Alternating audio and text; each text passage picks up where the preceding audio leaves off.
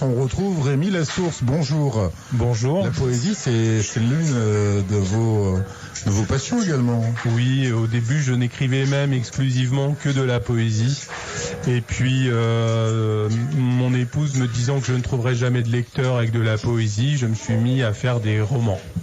Et ça a commencé comme ça. Romans fantastiques au tout départ, et puis maintenant des romans orientés un peu plus vers le polar, vers le style policier. Ouais, effectivement. Donc, j'ai commencé avec des romans fantastiques en Limousin, avec beaucoup de poésie sur la description de notre jolie région.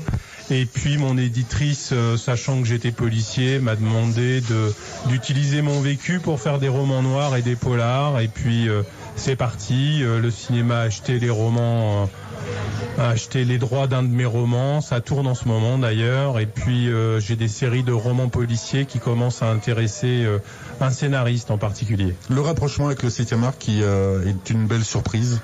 Ah oui, c'est comme l'arrivée d'une comète. C'est excellent. C'est la chose à laquelle on ne s'attend pas dans sa vie. Absolument pas. Surtout que je connais ces personnes. Je suis pas forcément un auteur encore très connu.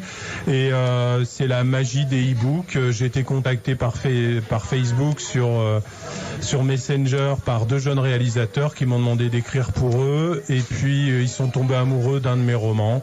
Et puis voilà, ça tourne en ce moment sur Paris. Et est-ce que vous travaillez en collaboration avec les producteurs pour le scénario et autres Alors non, dans un premier temps, ils ont voulu scénariser entièrement mon roman. Donc je sais un petit peu, je connais leurs modifications, ce que je comprends. Bon, nous, on a cédé tous les droits, mais on travaille ensemble sur des projets. Je suis un peu leur consultant police et puis il n'est pas impossible d'imaginer qu'on coécrive un scénario tous les 3 plus tard.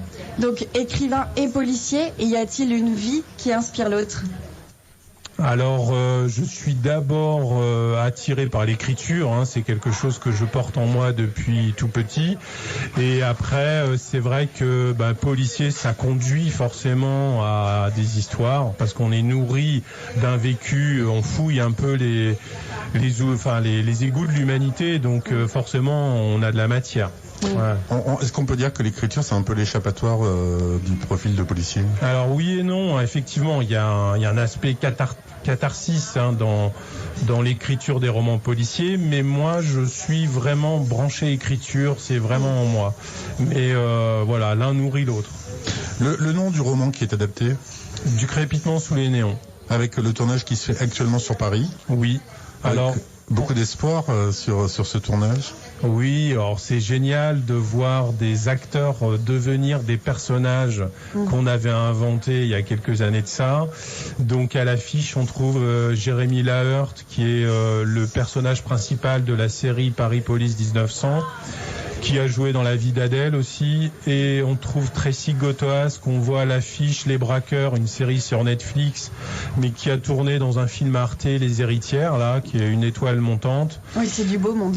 Ouais, c'est du beau monde, et le film, normalement, est sélectionné à Cannes. On sait que c'est dans les tuyaux. Et pour ces jeunes acteurs, c'est un peu leur rôle, quoi, pour espérer décrocher un prix. Un prix, alors ça c'est le film qui est adapté actuellement. Ouais. Le Serpent de Sable, c'est votre dernier bouquin. Ah, il y en a d'autres depuis. Il y en a d'autres depuis. Alors, alors là, je suis. mais c'est normal. Je suis un cancre aujourd'hui, quoi. Non. La suite des Serpents de Sable, c'est La disparue des Hautes-Rives. C'est une antiquaire qui a disparu, qui a probablement été enlevée. On se rend compte que c'est sur fond de trafic d'œuvres d'art écoulées par Daesh. Donc on est toujours. J'aime bien écrire sur le grand banditisme et puis faire comprendre aux gens que la criminalité, elle est comme le capitalisme, elle est internationale. Et que même si on se trouve dans un coin au bord de l'océan ou en Limousin, on peut trouver du grand banditisme ou du terrorisme. Voilà. Je reviens sur le Serpent de Sable. On parlait tout à l'heure de ses productions cinématographiques. Le Serpent de Sable, il va également être l'objet d'une adaptation. Alors la série, Les Serpents de Sable, La disparue des Hautes-Rives, toute une petite série de romans policiers que j'ai écrits au bord de l'Atlantique, intéresse actuellement un scénariste et on est en train de voir pour le proposer en série télé.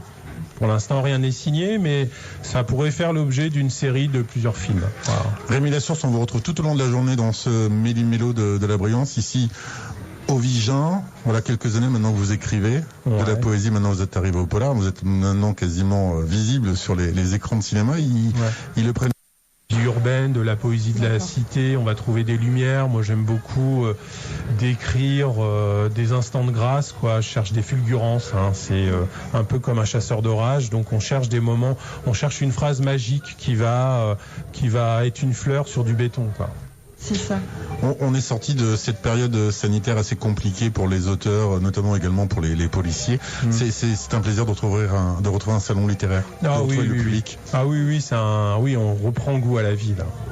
Ça s'entend, non? Ça s'entend avec le sourire. Rémi Lassource tout au long de cette journée ici dans ce 10e Méli-Mélo de la Briance. Merci. Merci Christophe.